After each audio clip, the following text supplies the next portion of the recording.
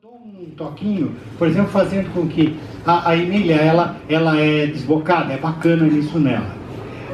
Ela é a parte desbocada de Lobato, é a parte enfesada de Lobato. Ela pode brigar aqui com a tia Nassar, quando a tia Nassar não faz alguma coisa para ela, mas sem xingar.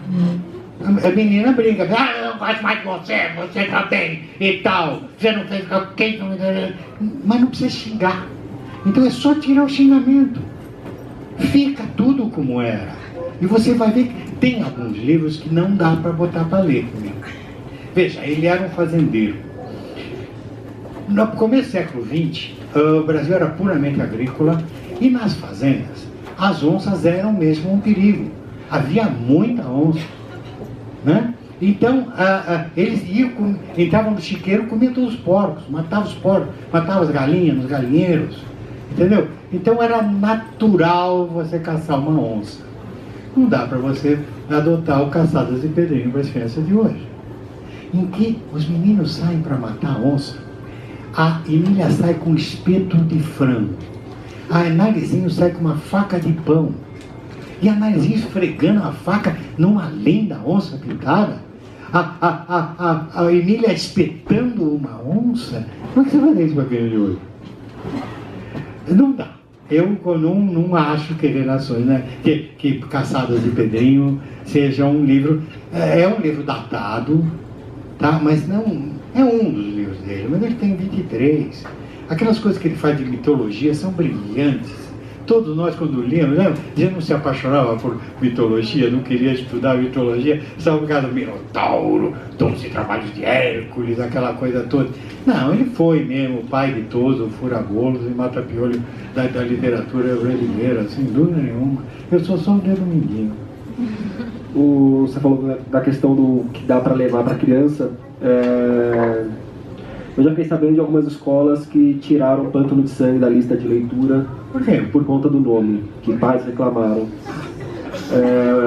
Há uns 2 anos, a Marca de uma Lágrima, que é de 85, também teve polêmica pelo conteúdo supostamente erótico. Como que você vê esse policiamento que está tendo nas nossas escolas? Ana Maria Machado teve problema ano passado? Está tendo, não. Luiz Puntel? Sempre teve, eu desde o começo, quando eu comecei em 86 a Marca de uma Lágrima, tem problema desde então com a Marca de uma Lágrima. Mas só que na época não havia redes sociais e ninguém ficava sabendo. Hoje um pai lá faz uma reclamação e é um inferno, todo mundo fica sabendo. Na época não, ficava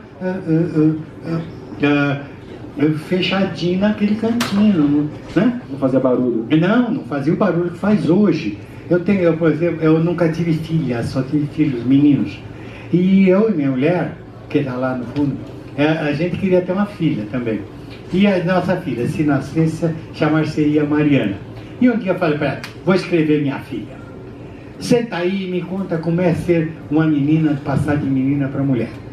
E aí com ela, como consultora, fiz Mariana, Menina e Mulher, que é um livro sobre a puberdade feminina. Porque o tornar-se adulto na mulher é mais explosivo e mais visível do que no menino. Tá? Crescem os seios, a menstruação e tudo mais. Então, eu fiz tudo isso e todas as dúvidas que vocês, todas as mulheres, tiveram quando se tornaram mulheres, né, adultas.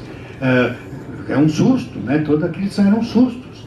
Até porque antigamente nem se falava, nem se contava, nem se instruía. Hoje não, hoje educação sexual é uma coisa natural, ninguém fala não, hoje é livre, tranquilo, né? Todas as crianças são bem informadas, não existe mais problema de gravidez juvenil, não tem mais no Brasil, né? Porque as meninas são todas bem informadas, não é verdade? Não, resolvemos tantos problemas que nós já resolvemos, que é uma coisa de louco. E esse livro tem muitos problemas. A menina, a coleguinha dela já pôs seios, ela ainda não. Então ela compra um sutiã e põe enchimentos para ir na escola se bacaneando e tal. Coisa que é original, né? Nenhuma de vocês já viu isso acontecer quando era menina, claro.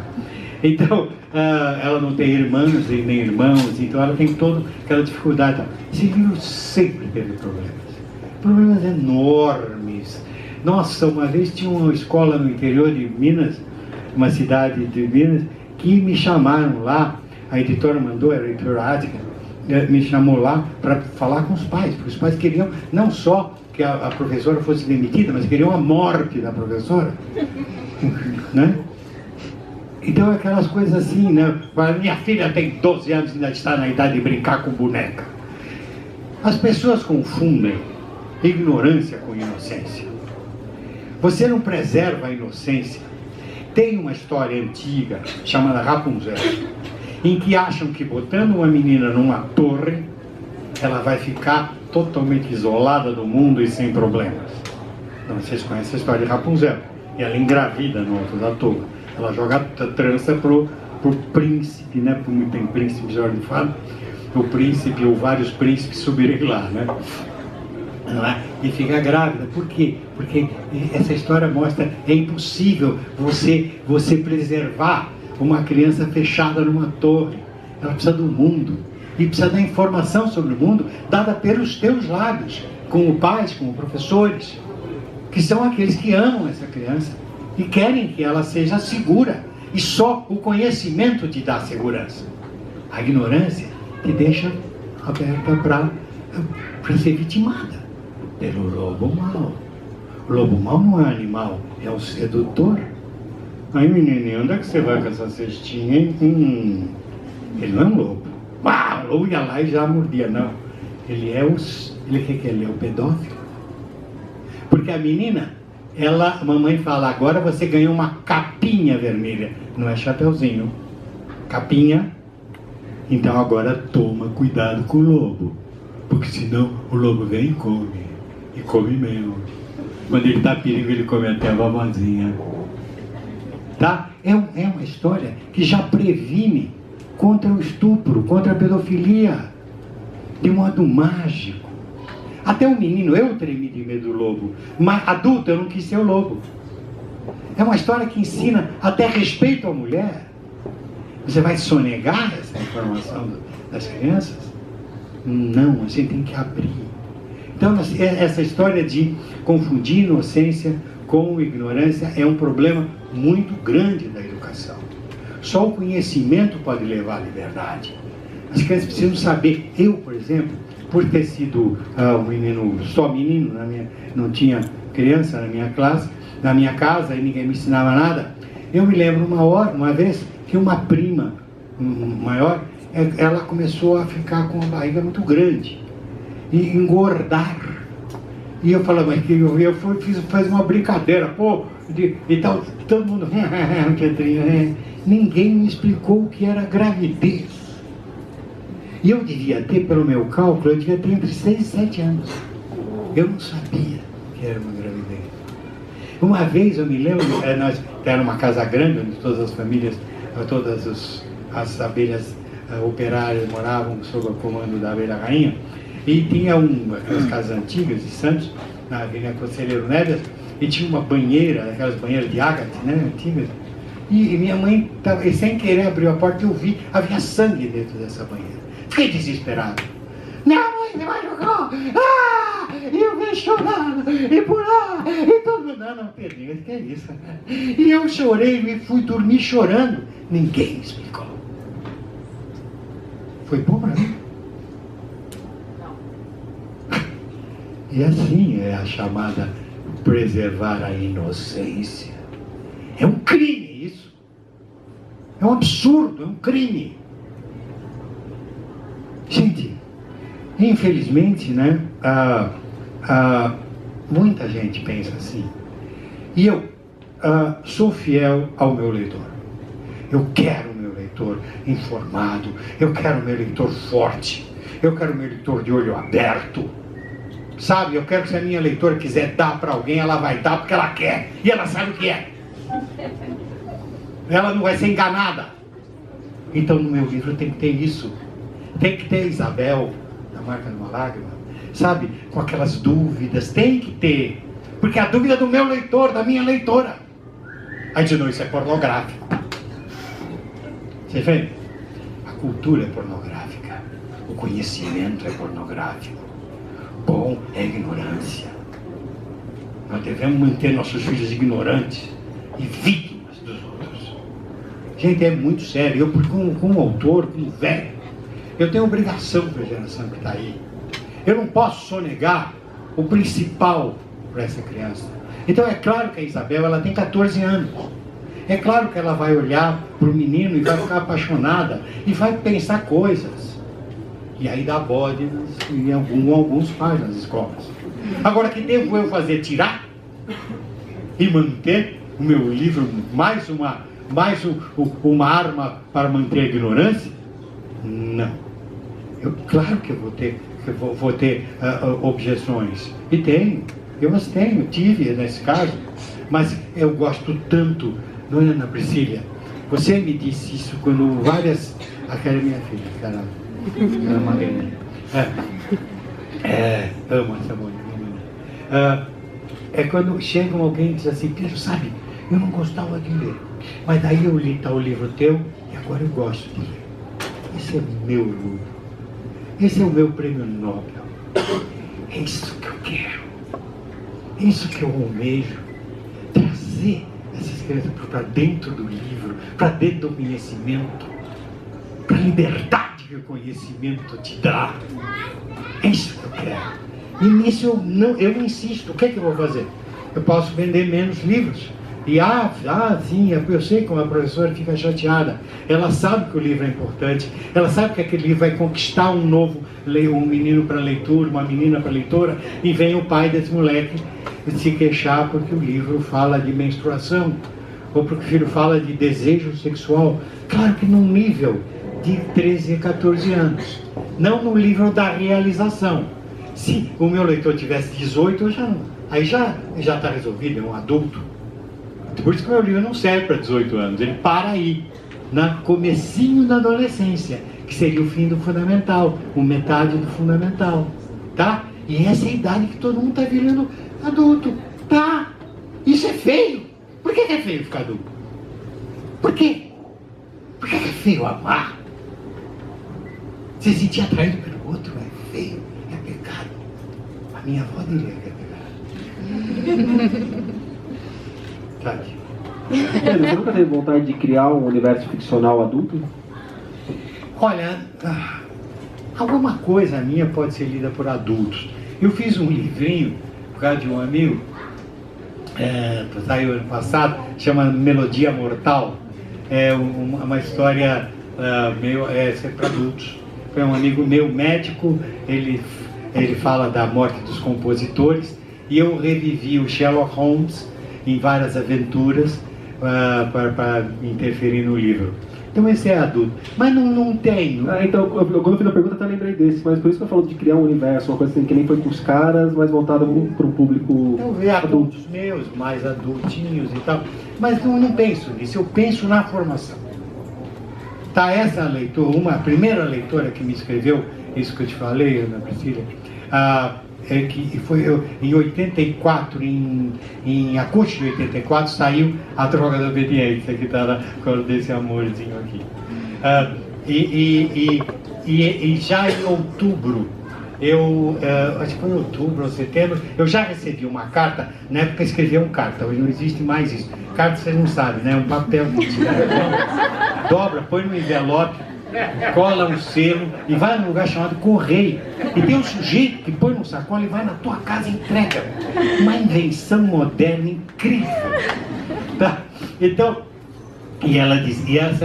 essa carta dizia, lembro bem dela, chama-se Núbia Machado. A Núbia eu já perdi. Ela perdi porque ela mais tarde ela casou-se com um francês e mora na França. Então, e ela morava aqui na Penha. E ela escreveu assim que não gostava de ler, mas por causa do Orlando Bilhete passou a gostar de ler. Ficamos amigos. E ela continuava escrevendo cartas. E aí tinha uma carta de 1988, 4 anos depois, que ela me escreve discutindo as leituras dela.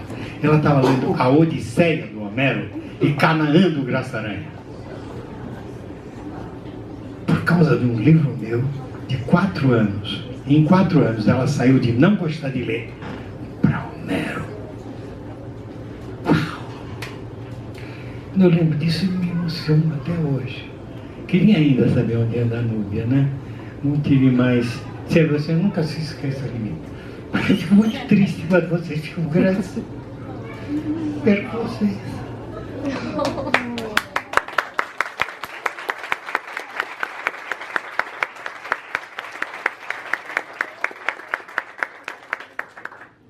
Pessoal, temos perguntas para o Pedro? Vai ser uma de cada vez. Vamos com calma aí. Perguntas, alguém quer fazer pergunta? Levanta a mão que eu levo o microfone. Pode perguntar para o Carlão. Ou está intimidando o pessoal? Tem uma frase aqui do Quatro Vidas, Entre Linhas e Traços, que eu acho que vai bem ao encontro do que a gente estava falando de manter a pessoa na ignorância. Que é a história do Brasil, a história do antilivro, da perseguição do saber. É uma definição do nosso país? Ou isso pode ser mudado? Como? Olha, o Brasil, ao contrário do que os professores de história falaram quando já estavam na escola, não tem uma história bonita, não. Tem uma história bastante feia. Uma história de grandes heróis não é verdade. Nós, se bem que muitos países tiveram histórias tristes também, mas a nossa foi muito triste. Nós tivemos 308 anos de uma colônia portuguesa brutal, que só existia para extrair coisas daqui, por um país muito pobre. Portugal era e é um dos países mais pobres da Europa, não é? E continuou pobre, apesar de toda a exploração que fez aqui. E para manter isso do jeito que ele queria, tudo era proibido. Era proibida a imprensa aqui, era proibido o livro aqui. A gente ouve falar, não, antigamente os negócios eram feitos com honra. O sujeito dava um fio de bigode, um fio de barba. Já ouviram falar isso? Fio de barba. Sabe por quê? Porque ninguém sabia escrever. Nem os ricos sabiam escrever. O jeito era na palavra. O Brasil não tinha papéis. Tantos historiadores têm problemas, porque não há papéis. Há muito pouco papel, muito pouca carta. Porque ninguém sabe escrever. Não havia escola, não havia nada. Tudo era proibido aqui.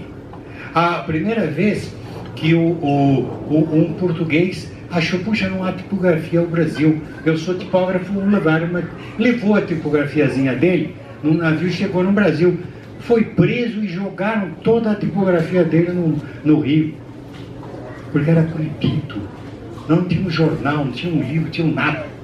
Aí vem o português, tem que voltar lá para Portugal e deixa o filho dele, que faz um império autocrático. Ele mesmo escreve a Constituição.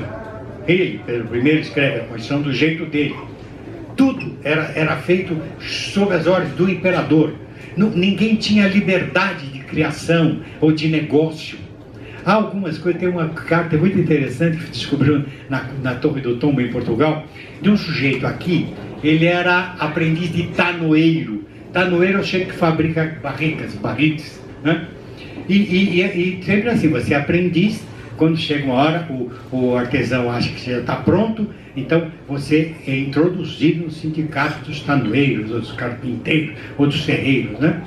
Então acontece que ele já estava quase pronto e morreu o mestre dele. Então veja a nossa burocracia. Ele manda uma carta para o rei de Portugal dizendo isso.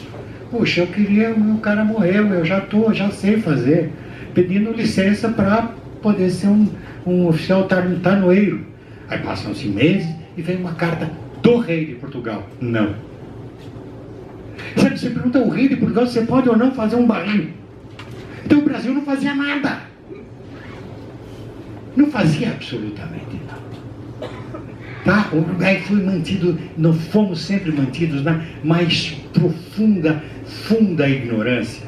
A escola, quando vem, os próprios jesuítas, quando vêm aqui para catequizar os índios, como é que eles iam catequizar? Os índios não sabiam português. O que é que ele faz? Ele ensina português para os índios lerem o catecismo? Não, ele aprende a língua dos índios.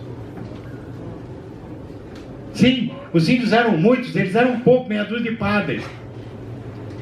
Então ele falava a língua dos índios para então ensinar que Deus, que Jesus, não sei o que, para os índios. Eles também não aprendiam, mas tudo bem.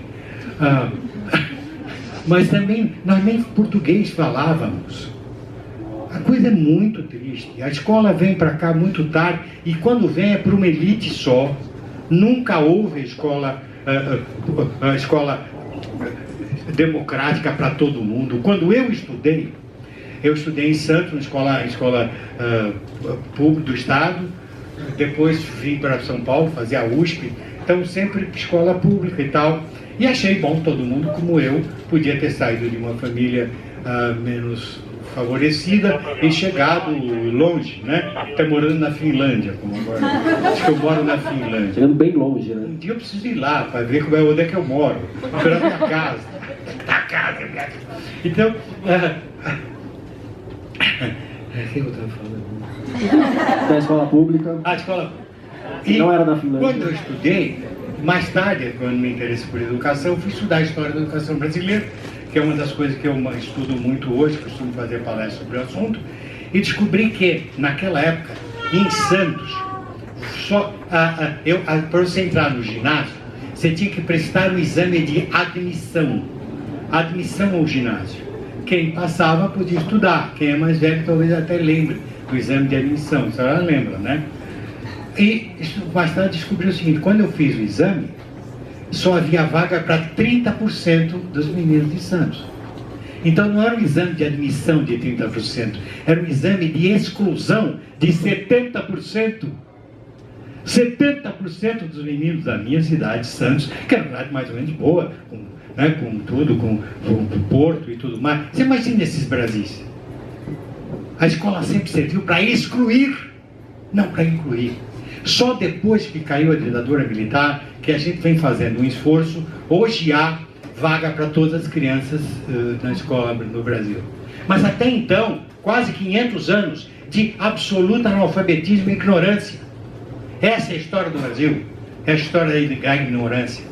Quando virou o ano de 1900, o século XX começa, o Brasil tinha apenas 12% da sua população adulta alfabetizada. Só 12%. E praticamente todos no Rio de Janeiro. Tá? Nessa época, todos os países que ficaram poderosos, que são poderosos hoje, já tinham zerado o analfabetismo. Tá? Eis porque nós somos subdesenvolvidos e eles são fortes, porque eles sempre souberam como. Nós não somos piores, apenas a gente nunca soube como. Por isso que eu fico triste quando esses pais lutam contra o livro, que é o único caminho possível para tirar o Brasil da ignorância. Nós devemos manter nossa criança inocente, ignorante, manter o Brasil onde ele está, sabe, proibir. Eu estava ouvindo outro dia uma pessoa importante falando que precisamos lutar contra essa coisa de dar muito perigoso, sabe? Nós temos que voltar para o mundo feito em 7 dias, entendeu? E não é verdade? Bom, sabe, é isso que nós queremos no nosso país. Então a gente, olha, eu chego na idade da velhice, ainda lutando para a esperança que esse país possa sair. A minha parte eu faço, mas falando a verdade. Eu não vou escrever para agradar essa meia dúzia de pais, coitadinhos, não vou falar contra eles.